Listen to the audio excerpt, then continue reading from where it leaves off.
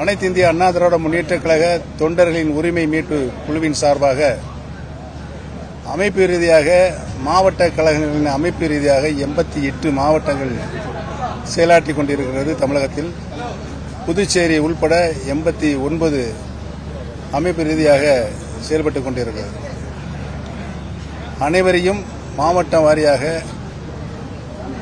அனைத்து மாவட்ட செயலாளர்களையும் தலைமை கழக நிர்வாகிகளையும் மாவட்ட கழக நிர்வாகிகள் மற்றும் கழக நிர்வாகிகள் அனைவரையும் அழைத்து எதிர்வரும் 2026 சட்டமன்ற தேர்தலில் எதிர்நோக்கி இருக்கின்ற நாம் எந்த மாதிரியான முடிவுகளை எடுத்தால் இந்த இயக்கத்தை தோற்றுவித்த உருவாக்கிய நிறுவன தலைவர் புரட்சித் தலைவர் எம்ஜிஆர் அவர்களுக்கும் இந்த இயக்கத்தை யாராலும் வெல்ல முடியாத இயக்கமாக உருமாற்றி தந்த வளர்த்த கழகத்தினுடைய காவல் தெய்வம் புரட்சித் தலைவி அம்மா அவர்களுக்கும் நற்பெயர் கிடைக்கும் என்பதனை கருத்தில் கொண்டு இன்றைக்கு அனைவரும் தங்களுடைய அந்தந்த மாவட்ட கழகத்தினுடைய இருக்கின்ற நிர்வாகிகள் அனைவரையும் அழைத்து அவருடைய கருத்துக்களை கேட்டு பதிவு செய்திருக்கிறோம். பதிவு செய்ததன் அடிப்படையில் மீண்டும் 38 வருவாய் மாவட்டங்கள் தமிழகத்தில் இருக்கிறது. அந்த 38 மாவட்டங்களில் கழக அமைப்பு ரீதியாக 88 மாவட்டங்கள் இருக்கிறது.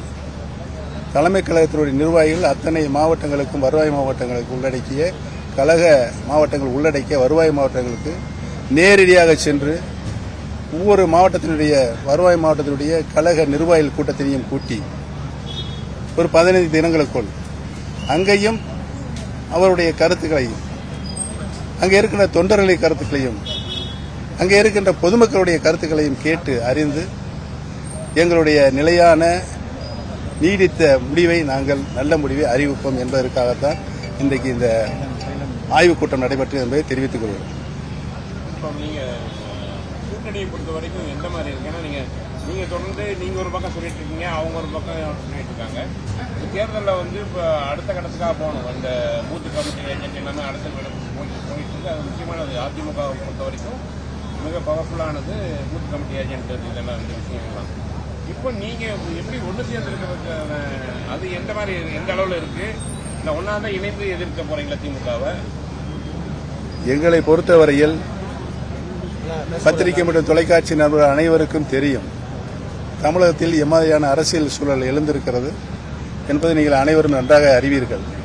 எங்களுடைய நிலைப்பாடு, நாங்கள் என்டிஏ கூட்டணியில் இணைந்துதான் கடந்த நாடாளுமன்ற தேர்தலில் போட்டியிட்டோம்.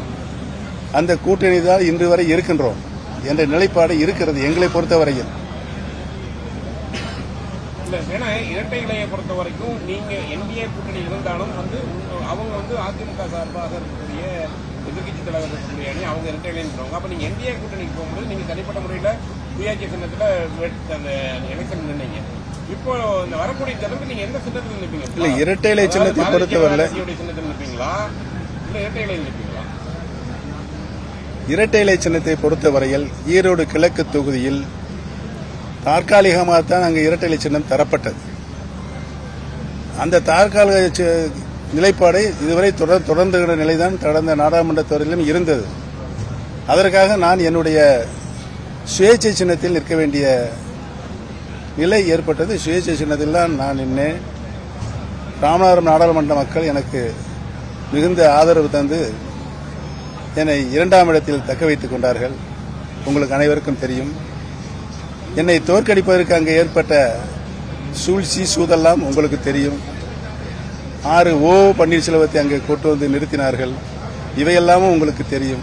இதையெல்லாம் மீறி ஒரு சாதாரண தொண்டன் சுயேட்சை நின்று பலாப்பழ சொன்னம் சுயேட்சை நின்று 3,42,000 ஓட்டுகள் 33% பெற்றிருக்கு என்று சொன்னால் எங்களுடைய அனைத்து இந்திய அண்ணா திராவிட முன்னேற்றக் கழகத்தினுடைய தொண்டர்களின் உரிமை மீட்கின்ற குழு எடுத்து வைத்திருக்கின்ற நியாயங்களுக்கு கிடைத்த ஒரு நல்ல தீர்ப்பாகத்தான் மக்களும் தொண்டர்களும் எங்களுக்கு அளித்த தீர்ப்பு.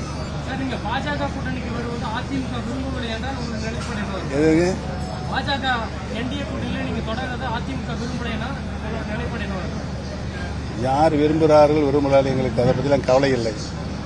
எங்களுடைய நிலைப்பாடை இன்றைக்கு மாவட்ட கழக செயலாளர்கள் தலைமை கழக நிர்வாகிகள் கருத்துக்களை கேட்டிருக்கிறோம்.